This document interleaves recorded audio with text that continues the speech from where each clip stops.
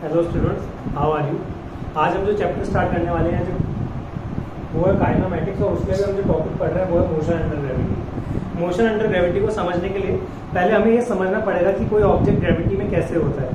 मान लीजिए कि ये टेप है और इसको मैं क्या कर रहा हूँ, किसी हाइट से रिलीज कर रहा हूँ। जैसे मैं इसको रिलीज करूंगा ये क्या करेगा, अपने आप नीचे आ जाएगा मेरे हाथ में। ठीक है, क्या करेगा, अपने आप मेरे हाथ में नीचे आ जाएगा। अभी नीचे क्यों आया, तो आप बोलेंगे कि सर ये आया ग्रेविटी की वजह से। अगर इसको मैं ऊपर उछालता हूँ, क्या करता हूँ, ऊपर उछालता हूँ, तो ये क्या करेगा, ऊपर जाएगा एक सर्टेन हाइट के बाद और फिर रुक कर और वापस नीचे आ जाएगा। ठीक है, यानी कि अगर मैं इसको ड्रॉ करना चाहूँ तो दो केस की बात करें। एक केस था फ्री फॉल का, एक केस था फ्री फॉल का, यानी कि मैंने क्या किया था, एक ऑब्जेक्ट लिया था और उसको हाइट से रिलीज किया। जब मैंने उसको हाइट से रिलीज किया तो वो नीचे आया अर्थ के ग्राउंड पर। ठीक है, जब मैंने इसको रिलीज किया तो जो इसके पास इनिशियल स्पीड थी वो थी 0 और उस पर एक नीचे फोर्स लग रही थी, जिसकी वजह से ये नीचे एक्सेलरेट हो गया। जब मैंने इसको छोड़ा था तो इसकी स्पीड थी 0, पर जब ये आके मेरे हाथ पे लगा तो मुझे पता चला कि नहीं, इसके पास कुछ स्पीड थी। ठीक है, तो जब ये ग्राउंड को टच करेगा तो इसके पास कोई स्पीड होगी।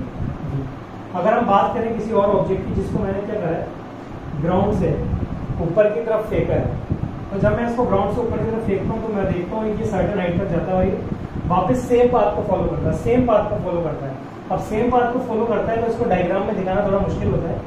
इसलिए हमने क्या कर रखा है, इसको एक पास में ले लिया। वरना अगर हम देखें किसी ऑब्जेक्ट को अगर मैं किसी हाइट पर देखता हूँ तो सेम ही पाथ को फॉलो करके वो नीचे आ जाता है। ठीक है, इसको मैं थोड़ा डॉटेड शो कर देता हूँ। ठीक है, तो जब मैं किसी ऑब्जेक्ट को ऊपर फेंकूंगा तो मुझे उसको इनिशियल स्पीड देनी पड़ेगी। जब वो किसी सर्टेन हाइट पे पहुंचेगा, तो जो उसकी स्पीड होगी वो होगी 0। ठीक है, अब जब ये ऊपर जाएगा तो हम देखेंगे कि ऑब्जेक्ट जैसे जैसे ऊपर जा रहा है वैसे वैसे उसकी स्पीड क्या होगी, कम होती जाएगी और एक पॉइंट आएगा जहाँ पर उसकी स्पीड क्या हो रही है, 0 हो रही है। ठीक है, और ये जो 0 पॉइंट होगा, इस पॉइंट पे ऑब्जेक्ट मोमेंटली यानी कुछ सेकंड के लिए रुककर और वापिस से क्या होगा, नीचे की तरफ आने लग जाएगा। ऐसा क्यों हो रहा है भाई, यहाँ पर से भी ऑब्जेक्ट पे फोर्स लग रही थी, नीचे की तरफ ऑब्जेक्ट नीचे आया। यहाँ पर भी जब जा रहा था तो ऑब्जेक्ट धीरे धीरे स्लो हो रहा था, यानी कि यहाँ पर जो ऑब्जेक्ट था वो स्लो हो रहा था, और जब यहाँ से आया तो उसकी स्पीड जो थी वो इंक्रीज हो रही थी। यहाँ पर वो स्पीड इंक्रीज हो रही थी ऑन कमिंग डाउन, और जैसे जैसे ऊपर जा रहा था स्पीड स्लो हो रही थी। ऐसा क्यों हो रहा है, ऐसा इसलिए हो रहा है कि जब ये ऑब्जेक्ट ऊपर जा रहा है तो इस पर एक फोर्स लग रहा है नीचे की तरफ। ठीक है, यहाँ पर गया तब भी उस पर वही सेम फोर्स लग रहा था, यहाँ पर आया तब भी सेम फोर्स लग रहा था। ये जो फोर्स इन सभी ऑब्जेक्ट्स पे लग रहा है, इन दोनों केसेस में जो फोर्स लग रहा है, ठीक है, इसको बोलते हैं ग्रेविटेशनल फोर्स। इसको बोलते हैं ग्रेविटेशनल फोर्स। ये ग्रेविटेशनल फोर्स एक ऐसी फोर्स है जो हर उस ऑब्जेक्ट पे लगती है जिसके पास मास है। यानी कि इस यूनिवर्स में जिस भी ऑब्जेक्ट के पास मास होगा उस पर ये फोर्स लग रही होगी। ठीक है, अब उस फोर्स की वजह से इस ऑब्जेक्ट पे जो एक्सेलरेशन आया है उसको हम बोलते हैं ग्रेविटी। उसको बोलते हैं ग्रेविटी या फिर एक्सेलरेशन ड्यू टू ग्रेविटी बोलते हैं उसको। ठीक है, और इसको हम डिनोट करते हैं स्मॉल g से। तो इन सब ऑब्जेक्ट पे जो एक्सेलरेशन लग रहा था वो था एक्चुअली में g, और वो कहां पर लग रहा है, डाउनवर्ड्स। क्योंकि ये ऑब्जेक्ट, ये अर्थ की प्रॉपर्टी है कि वो किसी भी ऑब्जेक्ट को कहां पर खींचता है, अपने सेंटर की तरफ। ठीक है, अगर यहाँ पर है तो भी कहां पर आएगा, सेंटर की तरफ। यहाँ पर है तो भी सेंटर की तरफ, यहाँ भी तो सेंटर की तरफ। तो हम उसको ऐसा बोल सकते हैं यहाँ पर कि वो ऑब्जेक्ट को क्या कर रहा है, डाउनवर्ड्स, यानी कि उसकी तरफ खींच रहा है। ठीक है, चलिए आगे बढ़ते हैं। अब ये तो सर हमें समझ में आ गया कि जब हमने ऑब्जेक्ट को आसमान से रिलीज किया या उसको जब नीचे से हमने ऊपर फेंका, तो जब हमने उसको ऊपर से फेंका तो उसके पास जो इनिशियल स्पीड थी वो 0 थी। फिर भी ऑब्जेक्ट क्या हुआ, नीचे आया और उसने क्या करा, एक्सेलरेट किया। और जब भी कोई बॉडी एक्सेलरेट करेगी तो उसके पास क्या होगी, वेलोसिटी होगी, चेंजिंग वेलोसिटी होगी, हमने पढ़ा है। ठीक है, यहाँ पर देखिए हमने क्या करा, ऑब्जेक्ट को ऊपर पुश किया। जब हमने ऑब्जेक्ट को ऊपर पुश किया तो हमने उसको ऊपर पुश करने के लिए क्या है, कुछ इनिशियल स्पीड दी। पर जब हमने उसको इनिशियल स्पीड दी तो हमने देखा कि ऑब्जेक्ट ऊपर गया और वापस एक पॉइंट पर रुककर और वापस आ गया, यानी कि एक पॉइंट ऐसा आया जहां पर उसकी स्पीड क्या हो गई है, 0 हो गई है। वो 0 क्यों है, क्योंकि जो फोर्स है ड्यू टू ग्रेविटेशन वो क्या है, उसके अपोजिट वर्क कर रही है। और ये हमने पढ़ा भी है पहले कि जब एक्सेलरेशन और वेलोसिटी सेम डायरेक्शन में हो, जब एक्सेलरेशन और वेलोसिटी सेम डायरेक्शन में हो तो जो वेलोसिटी होती है वो क्या करती है, इंक्रीज करती है। और जब एक्सेलरेशन और वेलोसिटी अपोजिट डायरेक्शन में हो तो जो वेलोसिटी है वो क्या होती है, डिक्रीज होती है। तो अगर हम यहाँ पे देखें इस ऑब्जेक्ट को जब यहाँ से रिलीज किया तो इसकी वेलोसिटी की डायरेक्शन नीचे है, एक्सेलरेशन भी नीचे है। तो जब फाइनल वेलोसिटी की बात करेंगे हम तो ये वेलोसिटी क्या होगी, इंक्रीज होगी। क्या होगी, इंक्रीज होगी। अगर यहाँ पर देखें हम इस केस में जब मैंने इस ऑब्जेक्ट को ऊपर फेंका तो जो एक्सेलरेशन ड्यू टू ग्रेविटी था वो कहाँ पर एक्ट कर रहा है, डाउनवर्ड्स एक्ट कर रहा है। कहाँ पर एक्ट कर रहा है, डाउनवर्ड्स एक्ट कर रहा है। तो हमारी वेलोसिटी की डायरेक्शन ऊपर, ग्रेविटेशन की जो डायरेक्शन है वो नीचे। अब जब दोनों डायरेक्शन अपोजिट होगी तो वेलोसिटी क्या होगी, डिक्रीज होगी। क्या होगी, डिक्रीज होगी। तो जो हमारी बॉल है, जो पार्टिकल है वो क्या होगा, स्लो डाउन होगा। एक पॉइंट आएगा जब उसकी स्पीड 0 हो जाएगी, पर जो ग्रेविटी है वो तब भी क्या करेगी, उस पार्टिकल पे डाउनवर्ड फोर्स क्रिएट करके रहेगी। उसकी वजह से क्या होगा, ऑब्जेक्ट नीचे आएगा। अब यहाँ पर अगर हम देखें तो जो पार्टिकल है उसकी वेलोसिटी की डायरेक्शन भी नीचे है और ग्रेविटी की डायरेक्शन भी नीचे है, ये वाला केस। तो जो ऑब्जेक्ट है हमारा क्या करेगा, स्पीड अप करेगा। तो ये कुछ बात थी मोशन अंडर ग्रेविटी की। जब भी कोई ऑब्जेक्ट या तो हम उसको फ्री फॉल करें या हम उसको अर्थ से उस ऑब्जेक्ट की तरफ अगर थ्रो करें तो क्या होगा कि उस पर ग्रेविटी लगेगी। ठीक है, ग्रेविटी की बात करें तो जो जी की वैल्यू होती है वो होती है 9.81 मीटर पर सेकेंड स्क्वायर। क्योंकि कैलकुलेशन के लिए हम उसको 10 मीटर पर सेकेंड स्क्वायर भी ले लेते हैं। ठीक है, इसके अलावा अगर हम बात करें एक पॉइंट जो मैं बार बार बोल रहा था कि जो ग्रेविटी है, ये जो ग्रेविटी है ये ऑलवेज एक्ट करती है, ऑलवेज एक्ट्स डाउनवर्ड्स। ठीक है, यहाँ पर एक क्वेश्चन भी बनता है जो पूछा जाता है अक्सर, क्या पूछा जाता है कि क्या इस पाथ पे या क्या इस प्रोजेक्टाइल में कोई ऐसा पॉइंट होगा, कोई ऐसा पॉइंट होगा जहाँ पर वेलोसिटी तो 0 हो और एक्सेलरेशन नॉन 0 हो। क्या इस प्रोजेक्टाइल में कोई ऐसा पाथ, कोई ऐसा पॉइंट होगा जहाँ पर वेलोसिटी 0 और एक्सेलरेशन नॉन 0? तो आप बोल सकते हैं यस, एक ऐसा पॉइंट होगा। कौन सा पॉइंट, ये पॉइंट जहाँ पर ऑब्जेक्ट क्या होगा, एकदम टॉप पर होगा और वहां पर क्या हो जाएगा, रेस्ट में आ जाएगा। यहाँ पर जो पार्टिकल है वो किसमें, रेस्ट में है। रेस्ट में क्यों है, क्योंकि उसकी वेलोसिटी तो क्या है 0 है, पर जो उसका एक्सेलरेशन लग रहा है वो क्या है, नॉन 0। क्योंकि ऑब्जेक्ट चाहे कहीं पर भी हो, चाहे ग्राउंड पे रखा हो, चाहे एयर में हो, चाहे कहीं पर भी हो, उस पर हमेशा एक फोर्स एक्ट कर रहा होगा जो है ग्रेविटेशनल फोर्स, और उसकी वजह से जो एक्सेलरेशन होगा वो क्या होगा, हमेशा जी। तो एक ऐसा पॉइंट जहाँ पर जो वेलोसिटी है वो 0 और एक्सेलरेशन नॉन 0 है, वो कौन सा पॉइंट है, ये top of the projectory, top of the trajectory. ठीक है, इसके बाद देखते हैं कुछ और चीजें देख लेते हैं। इसके बाद कुछ टर्मिनोलॉजीज रिलेटेड, इससे रिलेटेड और साइन कन्वेंशन के बारे में बात करें हम।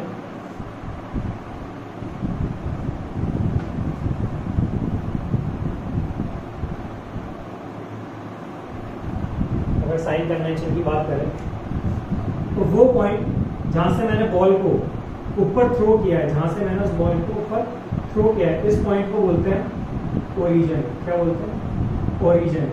या फिर इसको कभी बोलते हैं पॉइंट ऑफ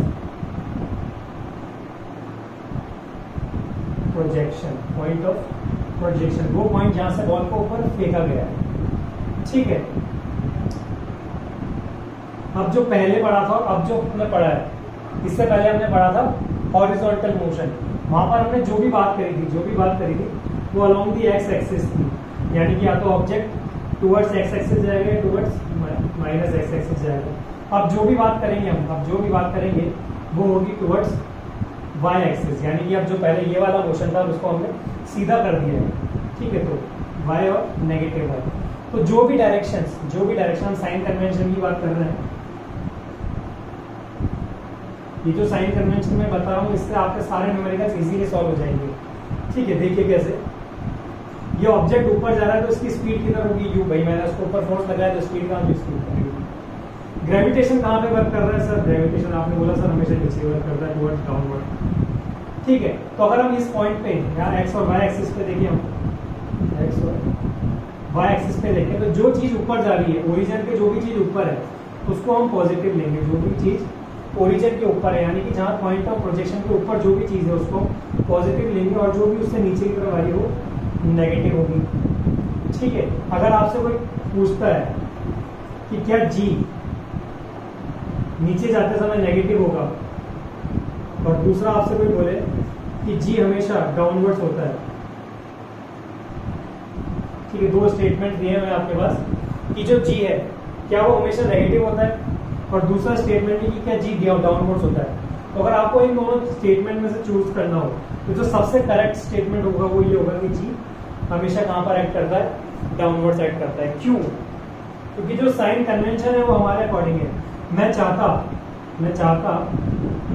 तो मैं ऊपर वाली साइड को नेगेटिव मान लेता और नीचे वाली साइड को पॉजिटिव मान लेता, तो क्या होता, ये जो जी है वो पॉजिटिव हो जाता नीचे की तरफ और ये जो यू है वो नेगेटिव हो जाता। तो इस केस में जो पहला स्टेटमेंट है कि क्या जी हमेशा नेगेटिव होता है वो क्या हो जाएगा, गलत हो जाएगा। तो इसलिए हमेशा ये ध्यान रखना है कि जो जी है वो हमेशा कहाँ पर एक्ट करता है, डाउनवर्ड्स एक्ट करता है। ठीक है, चलिए ये हमने देखा कुछ पॉइंट्स या साइन कन्वेंशन का एक प्रैक्टिस का क्वेश्चन करके देख लेते हैं। मान लीजिए कि एक बॉय है जो यहाँ पर टावर पे खड़ा है और इसने एक बॉल यहाँ से ऊपर एयर में थ्रो करी, टावर पे खड़ा है, ठीक है, और उसने एक बॉल ऊपर प्रोजेक्ट करी कुछ इस तरीके से। ठीक है, अब हमें पता है कि यहाँ पर इसने जब प्रोजेक्ट करी थी तो इसने कुछ स्पीड दी होगी u, ठीक है, यहाँ पर आएगी तो इसकी स्पीड क्या हो जाएगी, 0 हो जाएगी, v इक्वल्स टू 0। ठीक है, और चलो हम देखते हैं यहाँ पर जो g लग रहा होगा इस ऑब्जेक्ट पे, यहाँ पर जो g लग रहा होगा वो डाउनवर्ड्स, इस पॉइंट पे जब बॉल आएगी तो उस पर जो g लग रहा होगा वो डाउनवर्ड्स। अगर यहाँ पर कहीं बॉल होती है तो उस पर जो g लग रहा होगा वो डाउनवर्ड्स, और यहाँ पर भी अगर कोई बॉल आई तो भी जी डाउनवर्ड्स। ठीक है, अब हमें जो क्वेश्चन में जो चीजें दी होती है वो चार चीजें दी होती है, या तो दिया होता है हमें डिस्प्लेसमेंट, या हमसे पूछा होता है वेलोसिटी, तो दोनों तरह की वेलोसिटी, या हमसे पूछा होता है जी। साइन कन्वेंशन की बात कर रहे हैं हम, 3 पॉइंट मान लेते हैं यहाँ पे। एक पॉइंट मान लेते हैं ये वाला जहाँ से ऑब्जेक्ट को स्टार्ट किया है, ओरिजिन, ठीक है, इसको वो नाम दे देता हूँ। एक पॉइंट यहाँ पर ले लेते हैं, इस पॉइंट पर P, एक पॉइंट यहाँ पर ले लेते हैं Q, एक पॉइंट यहाँ पर R, एक पॉइंट यहाँ पर S, इस पॉइंट के नीचे P Q R S R S।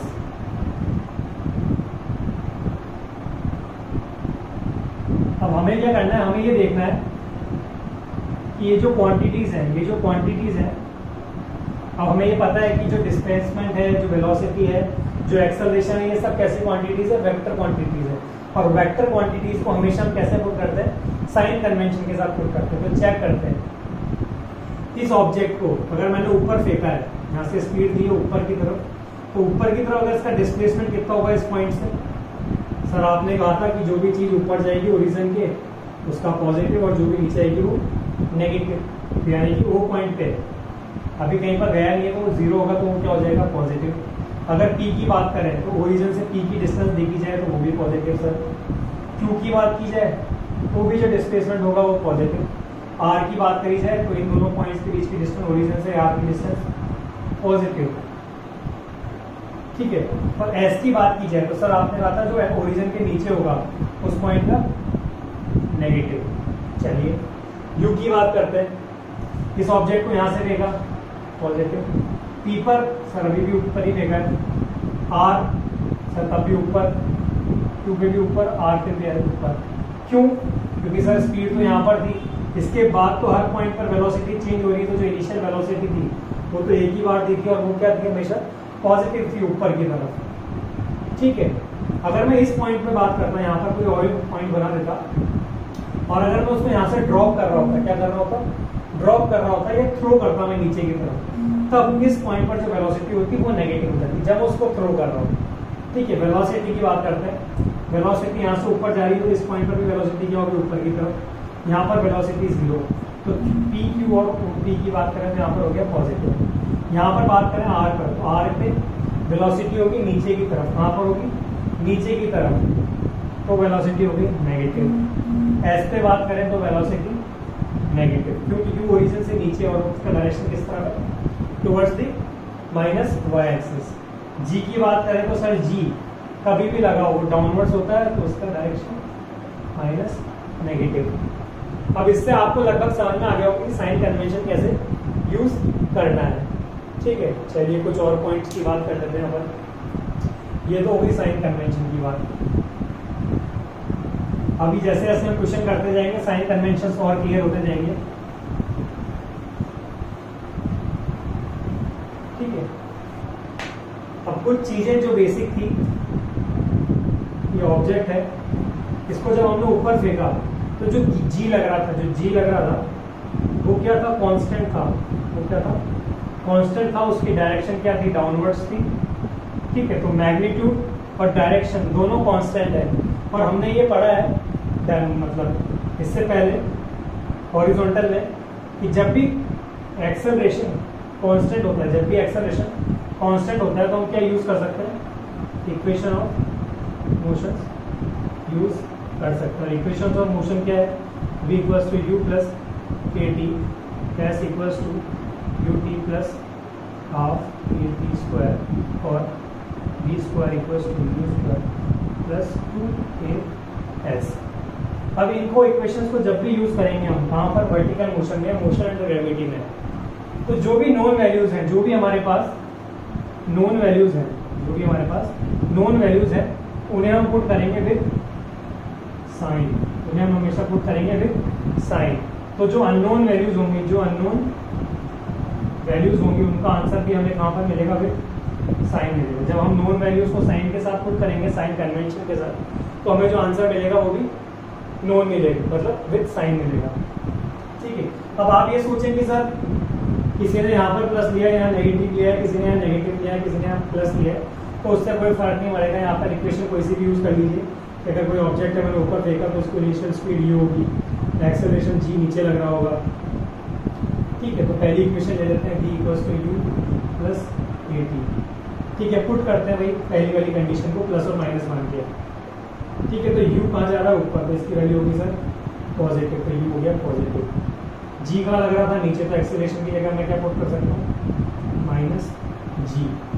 ठीक है, तो जब मैं इसको सॉल्व करूंगा तो मेरे पास जो वेलोसिटी है वो ऑटोमेटिकली किस में आ जाएगी, नेगेटिव के साथ आ जाएगी। ठीक है, अगर मैं इसकी बात करूं, इस वाले साइन कन्वेंशन की, तो अगर मैं उसको पुट करता हूँ इस इक्वेशन में, v equals to u plus a की जगह डायरेक्ट जी टी पुट कर दूंगा, तो यहाँ पर जो साइन होगा इसका भी नेगेटिव हो जाएगा, इसका भी नेगेटिव हो जाएगा, और जी भी नेगेटिव हो जाएगा। ठीक है, तो इक्वेशन वापस से वही सेम आ जाएगी, चाहे कैसे भी यूज करो, इक्वेशन हमेशा क्या आनी, सेम आनी है।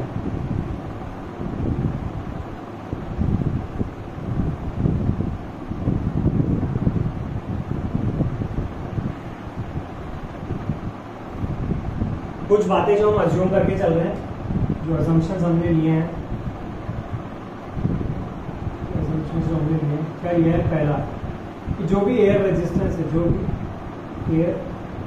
रेजिस्टेंस है, या फ्रिक्शन है ड्यू टू एयर, उसको हमने नेग्लेक्ट कर दिया।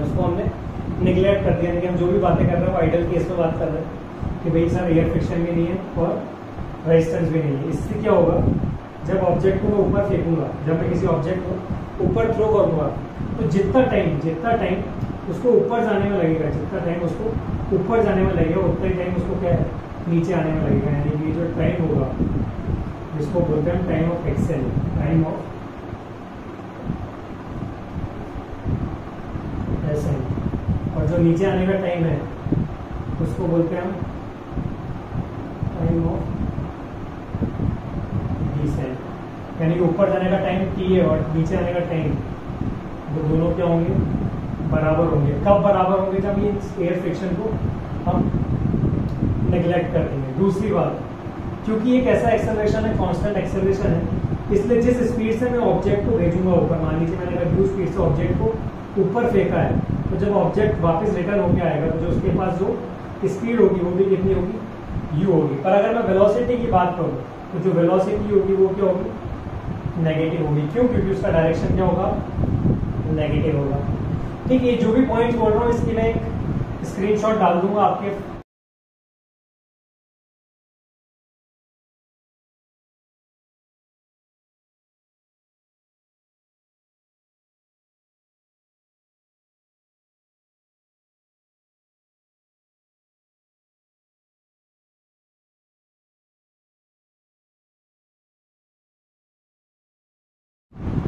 ठीक है, चलो और देखते हैं पॉइंट्स, एक दो और पॉइंट्स हैं जो हमारे काम के हैं। देखिए, अगर ये ऑब्जेक्ट है, इसको मैं यहाँ से थ्रो किया, ठीक है, तो यहाँ से ऊपर जाने की स्पीड u होगी, यहाँ पर आएगा ऑब्जेक्ट की स्पीड 0 हो जाएगी, जो g है वो हमेशा नीचे की तरफ बढ़ता है। ठीक है, अभी मैंने एक बात बोली कि अगर आप एयर रेजिस्टेंस को नेग्लेक्ट करते हैं तो जो स्पीड ऊपर जाने की है वही नीचे होगी। अगर मैं इस पार्ट को यहाँ से कट कर दूँ, इस पार्ट को यहाँ से कट कर दूँ, तो जो यहाँ पर स्पीड होगी और जो यहाँ पर जो स्पीड होगी वो भी क्या होगी, सेम होगी। आप इसको ऐसे मानिए कि मैंने बॉल को फेंका यहाँ से था, जब मैं इसको ऐसे मानूंगा कि मैंने बॉल को यहाँ से ही फेंका है, तो जो यहाँ पर स्पीड होगी वही क्या होगी, यहाँ पर स्पीड होगी। डिफरेंस क्या होगा, अगर वेलोसिटी की बात करें तो उसका डायरेक्शन अपोजिट होगा, ये ऊपर की तरफ होगी तो ये नीचे की तरफ होगी। अगर किसी और पॉइंट की बात करूँ, ठीक है, तो यहाँ पर जो स्पीड होगी u वही यहाँ पर होगी u। डिफरेंस क्या होगा, डायरेक्शन का। ठीक है, टाइम की बात करें, जो टाइम यहाँ पर लगेगा, इतनी डिस्टेंस कवर करने में जो टाइम लगेगा उतना ही टाइम यहाँ लगेगा, यहाँ पर लगेगा ed। ऐसे ही अगर यहाँ पर बात की जाए, इसको हटाकर इस पोर्शन की, तो जो टाइम यहाँ पर लगेगा वही टाइम यहाँ पर लगेगा। ठीक है, तो ये सेकंड बात थी। इसके बाद हम निकालना देखते हैं कि टाइम ऑफ फ्लाइट को कैसे निकालते हैं। जो अगला टॉपिक है वो हमारा है टाइम ऑफ फ्लाइट निकालना। चलिए देखते हैं।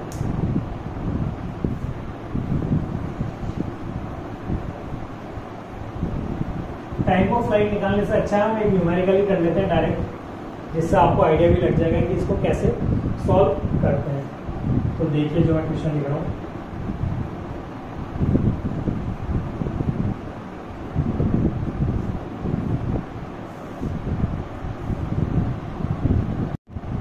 चलिए इसमें क्वेश्चन देखिए। तो particle is projected vertically upward with initial velocity u। ये क्वेश्चन दिया है, particle is projected vertically upward with initial speed u। Find first point, time to reach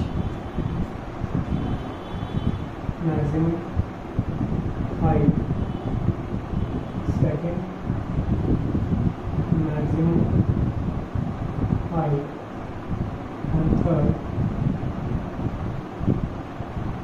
time to reach its main position। ठीक है students, तो question ये है कि एक पार्टिकल है जिसको वर्टिकली अपवर्ड प्रोजेक्ट किया गया, जिसकी इनिशियल स्पीड क्या है, u है। ठीक है, तो ये पार्टिकल क्या है, ऊपर जाएगा और वापस नीचे आ जाएगा। ठीक है, एक पार्टिकल है vertically project upward, initial speed, इस पर जो g लग रहा होगा वो कहाँ लग रहा होगा, नीचे लग रहा होगा। ठीक है, ये सब हमें दिया हुआ है। हमसे पूछा गया मैक्सिमम हाइट। मैक्सिमम हाइट वो हाइट होती है जहाँ तक ऑब्जेक्ट जाएगा और जहाँ से पलटी मारेगा, यानी कि इस पॉइंट पर जाएगा ऑब्जेक्ट, पलटी मार के वापस आ जाएगा। इसको एच मैक्स या फिर कभी कभी सिर्फ कैपिटल एच से डिनोट करते हैं। ठीक है, वो time to reach is mean position यानी कि जहाँ से फेंका गया था वहाँ पर आ जाएगा। ठीक है, तो इसको हम टाइम ऑफ फ्लाइट भी बोलते हैं। क्या बोलते हैं, टाइम ऑफ फ्लाइट। चलिए तो पहला वाला करते हैं। एक बार आप वीडियो को पॉज कर लीजिए और एक बार खुद करके देखिए अगर कुछ होता है तो। चलिए पहले क्वेश्चन के लिए देखते हैं हमें क्या क्या दिया हुआ है। यू दिया हुआ है सर, यू कितना डायरेक्शन की बात करें तो यू का direction sir positive you. Acceleration की बात करें तो क्या हो गया सर माइनस जी, क्योंकि एक्सेलरेशन कहाँ आ रहा है डाउनवर्ड्स। ठीक है, ये हमें दिया हुआ है। हाइट की बात करें तो ऊपर की तरफ है तो एच क्या हो जाएगा, एस की बात करें मतलब एस होता है, एस क्या हो जाएगा प्लस एच। हमें फाइंड करना है टाइम टी। ठीक है, तो एक बार आप लगाइए इक्वेशन, कौन सी इक्वेशन लग रही है, और यहाँ पर भी लिख लीजिए एक बार वेलोसिटी किस पॉइंट पर, जब टॉप पर आएगा तो ऑब्जेक्ट रेस्ट में आ जाएगा। ठीक है, तो हम क्या करते हैं फर्स्ट इक्वेशन ऑफ मोशन लगाते हैं, फर्स्ट इक्वेशन ऑफ मोशन लगाते हैं। फर्स्ट इक्वेशन क्या है, v equals to u plus at। इसमें वैल्यूज पुट कर दीजिए जो जो हमारे पास। सर फाइनल वेलोसिटी क्या थी ऑब्जेक्ट की 0, u की वैल्यू क्या थी सर प्लस u, a की वैल्यू क्या थी माइनस जी, और t एज इट इज। ठीक है, तो जब इसको इधर शिफ्ट करेंगे तो minus you minus G T. ठीक है, तो जो t आएगा वो आएगा हमारे पास u बाई जी। ठीक है, अभी जो u बाई जी है ये कौन सा टाइम है यहाँ से यहाँ पहुँचने का, यानी कि ग्राउंड से मैक्सिमम हाइट को रीच करने का जो टाइम है वो क्या है, t equals to u by g. इसको हम क्या बोलते हैं, टाइम ऑफ एसेंट, यानी कि वो टाइम जिसमें ऑब्जेक्ट क्या मैक्सिमम हाइट को रीच करेगा, यहाँ पे टॉप ऑफ द प्रोजेक्शन पहुंचेगा। इसके बाद सेकंड मैक्सिमम हाइट। ठीक है, मैक्सिमम हाइट के लिए क्या यूज कर सकते हैं, वापस हमारे पास ये सब चीजें दी है, हम इसके लिए यूज करेंगे third equation of motion. Third equation of motion क्या है, v square equals to u square plus 2as। अब जो जो वैल्यूज है वो यहाँ पर पुट कर देते हैं। फाइनल वेलोसिटी 0, u की वैल्यू प्लस u का स्क्वायर, नेगेटिव भी होती है वो भी पॉजिटिव हो जाती, प्लस 2 माइनस जी और s की जगह प्लस h। ठीक है, तो इसको वापिस से रीअरेंज करते हैं तो ये u स्क्वायर इधर आ जाएगा और यहाँ से माइनस आएगा तो ये 2g। This is maximum height attain bye particle. ठीक है, एक बार नोट कर लीजिए इसको।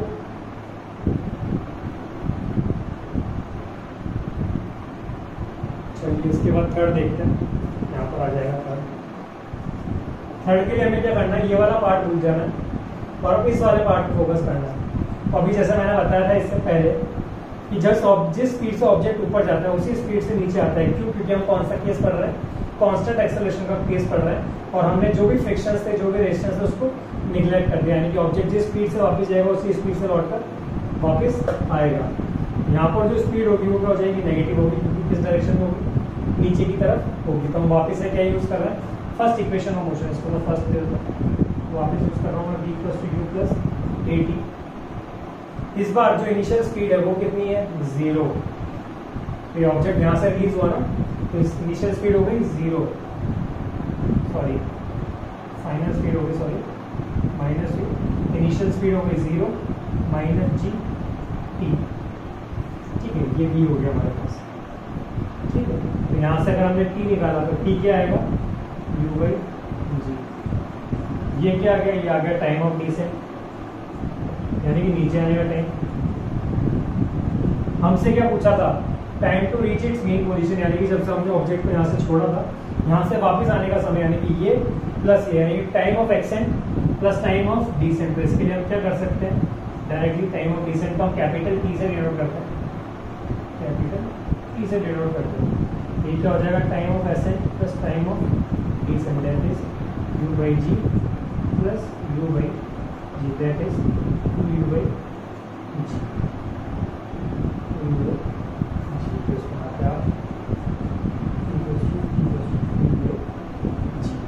अभी जो तीन फॉर्मूलेज हैं ये इंपॉर्टेंट फॉर्मूले हैं, आप इनको न्यूमेरिकल्स में डायरेक्ट भी यूज कर सकते हैं, ये सारे वैलिड फॉर्मूले हैं। ठीक है, अभी जो टाइम ऑफ फ्लाइट है इसको एक दूसरा तरीका भी अल्टरनेटिव मेथड जिससे हम डायरेक्ट इसको निकाल सकते हैं वो है using second equation of motion, using alternative method, using second equation of motion. ठीक है, सेकंड इक्वेशन ऑफ मोशन क्या है, x equals to ut plus half at square. आप बोलेंगे सर यहाँ पे डिस्टेंस क्या होगी, तो अगर हम यहाँ पे देखें कि कोई ऑब्जेक्ट जहाँ से गया वहीं पर आ गया, तो उसका जो डिस्टेंस है, डिस्प्लेसमेंट जो होगा वो क्या होगा, 0 होगा।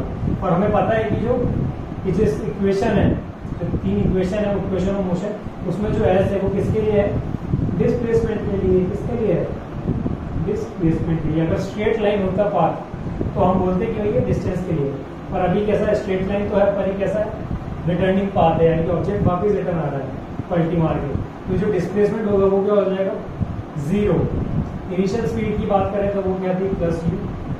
ठीक है, जो टोटल टाइम लगा है उसको हम कैपिटल T से डिनोट कर दें, plus 1/2 acceleration due to gravity minus g, और ये t स्क्वायर, t को कॉमन ले लिया जाए, t u minus half g t।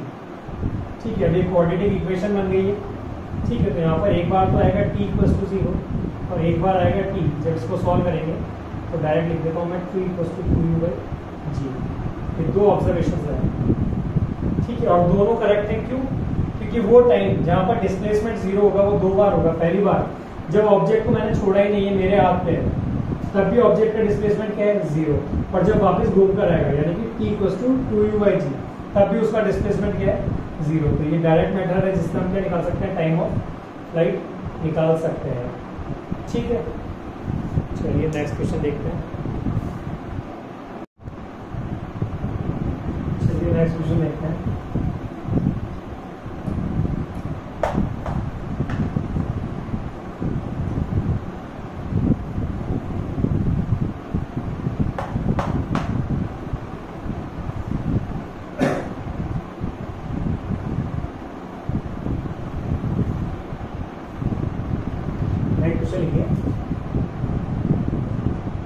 Stone, same question है, इसका बस डाटा दिया जा रहा है। स्टोन इज ड्रॉप्ड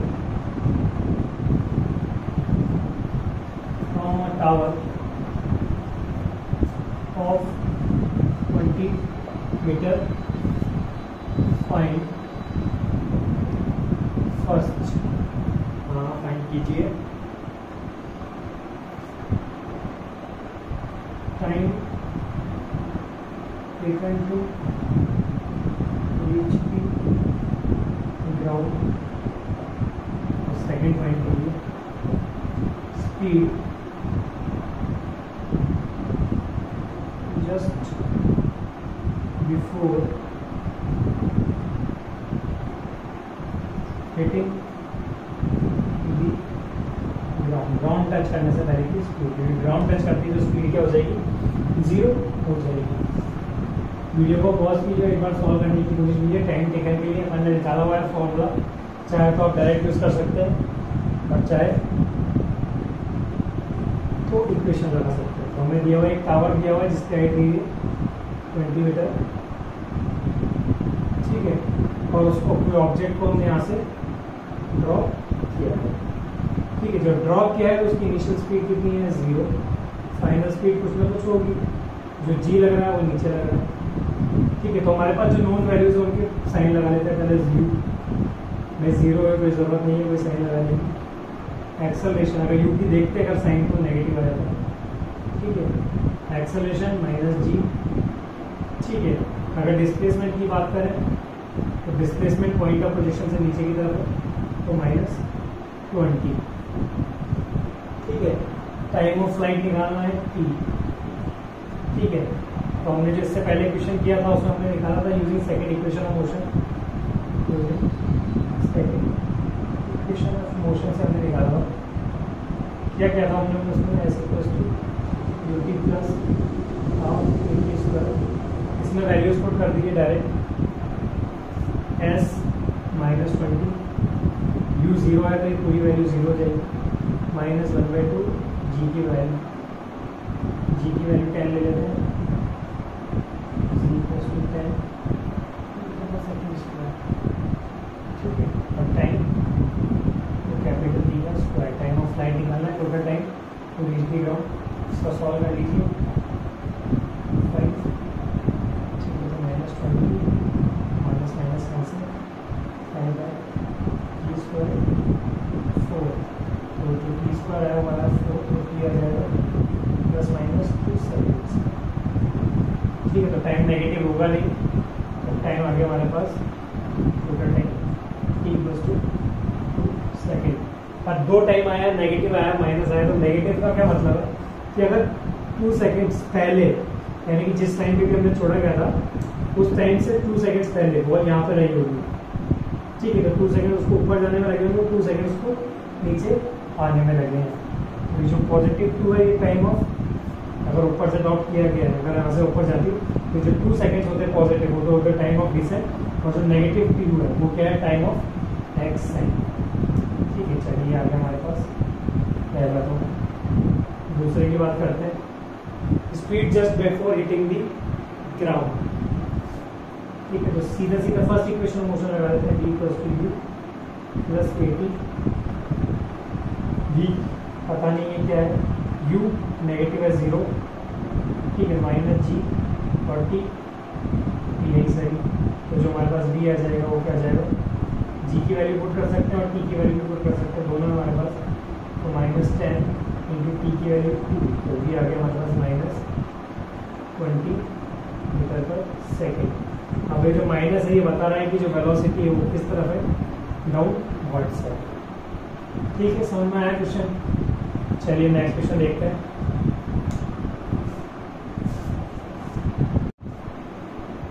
चलिए नेक्स्ट क्वेश्चन करते हैं। इसी क्वेश्चन में थोड़ा चेंज कर दिया जाए।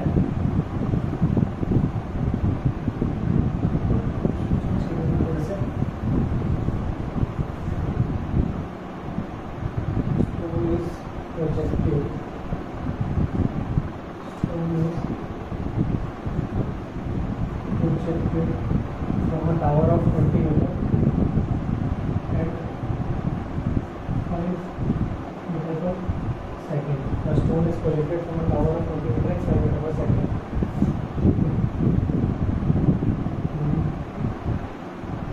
Maximum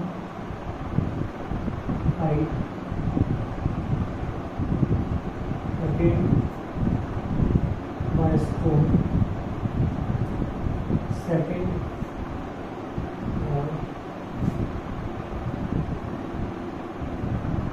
time to reach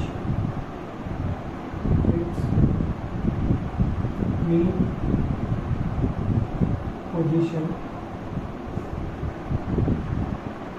पर लिखिए आप time to reach its mean position, speed just before hitting the ground। इनको अगर कुछ लिखा जाए तो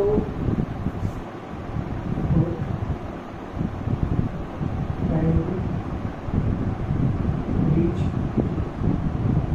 ग्राउंड।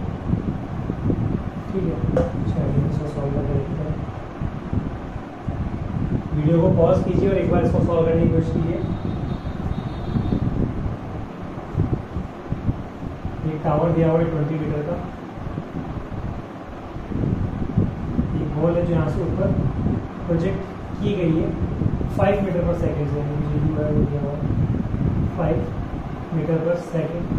बॉल कुछ हाइट तक जाएगी और वापस नीचे आ जाएगी। हमसे पूछा गया maximum height attain by this stone, तो मैक्सिमम हाइट जो स्टोन ने अटेन की गई होगी वो क्या होगी, ये आएगी, यानी कि 20 प्लस जो भी हाइट आएगी उसको हम जोड़ देंगे तो हमको क्या मिल जाएगा, maximum height attain by the stone. Second पूछा है time to reach its mean position, यानी कि ये वाली जो मेन पोजीशन है जहाँ से ऑब्जेक्ट को फेंका गया था, पॉइंट ऑफ प्रोजेक्शन पे जब बॉल आ जाएगी उस टाइम पर जो स्पीड होगी वो होगी क्या, time to reach its mean position, यानी कि यहाँ पर आने की स्पीड। इसके बाद पूछा गया speed just before hitting the ground, तो यहाँ पर जो इसकी स्पीड आएगी इस टावर से तो यहाँ पर पहुँचेगा, तो यहाँ पर जो इसकी स्पीड रहेगी ये पूछा गया है। और टोटल टाइम यानी कि टाइम ऑफ फ्लाइट पूछा गया है। ठीक है, तो पहले देख लेते हैं हमारे पास क्या क्या वैल्यूज हैं।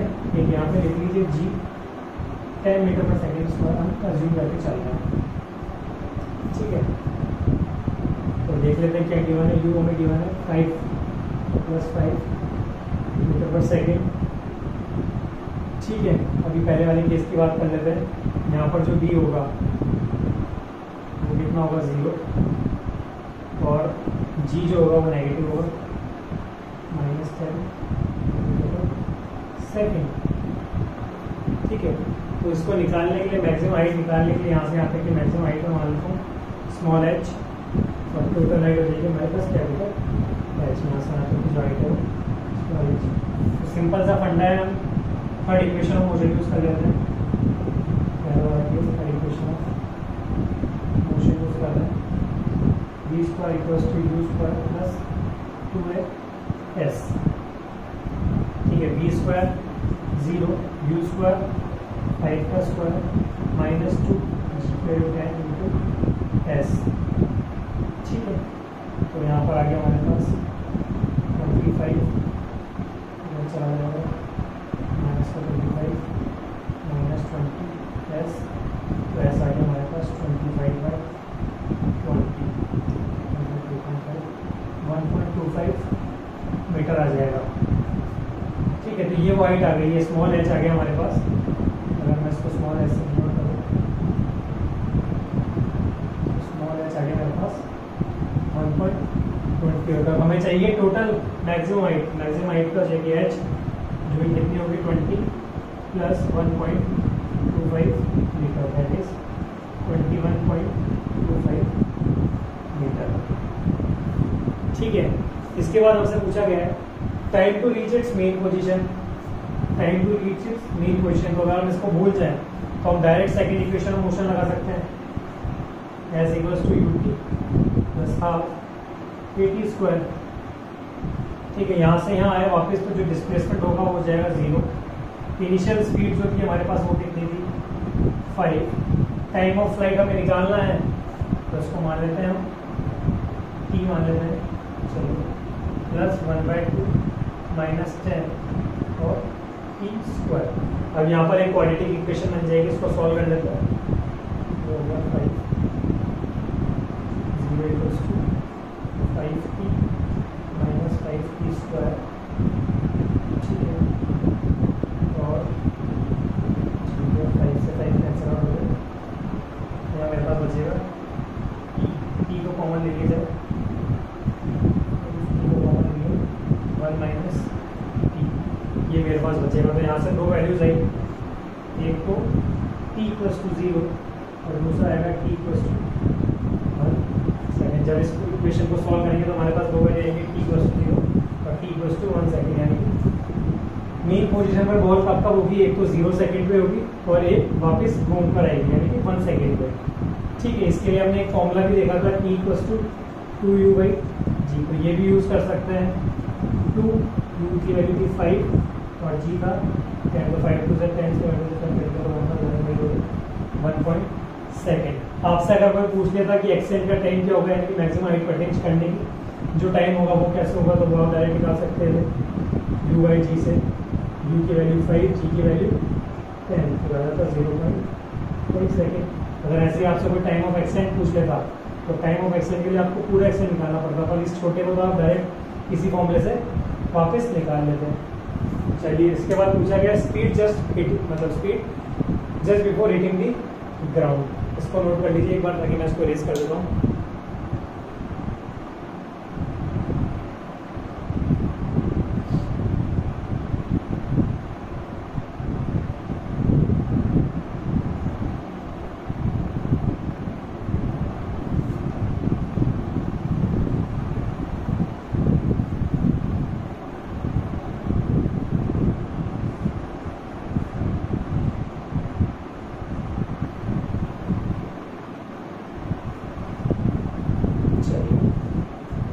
हमसे पूछा है speed just before hitting the ground, तो इसके लिए हम क्या यूज कर सकते हैं, third equation of motion use कर लेते हैं। यहाँ पर third equation of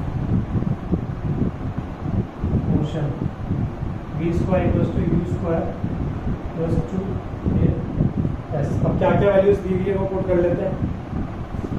we square की वैल्यू तो हमें निकालनी है, यू स्क्वायर की वैल्यू हमें दी हुई है कितना +5, तो +5 का 5 का स्क्वायर +2, जी की वैल्यू -10 और एस क्या है डिस्प्लेसमेंट, डिस्प्लेसमेंट -20 -20। यहाँ से अगर वी स्क्वायर की बात की जाए, ये था हमारा क्वेश्चन का third part, v square equals to यहाँ से आया 25 और यह आया -+400, तो वी स्क्वायर की वैल्यू आई हमारे पास 425, तो वी आ गया हमारे पास √425 मीटर पर सेकेंड। ये स्पीड होगी कब, जब ऑब्जेक्ट ग्राउंड को जस्ट टच करने वाला होगा। ठीक है, इसके बाद आता है time to reach the ground. तो इसके लिए हम क्या यूज कर सकते हैं, second equation of motion use कर सकते हैं। यहाँ पर यूज कर लेता हूँ सेकेंड इक्वेशन ऑफ मोशन। क्या इक्वेशन थी हमारे पास, s equals to ut plus half at square.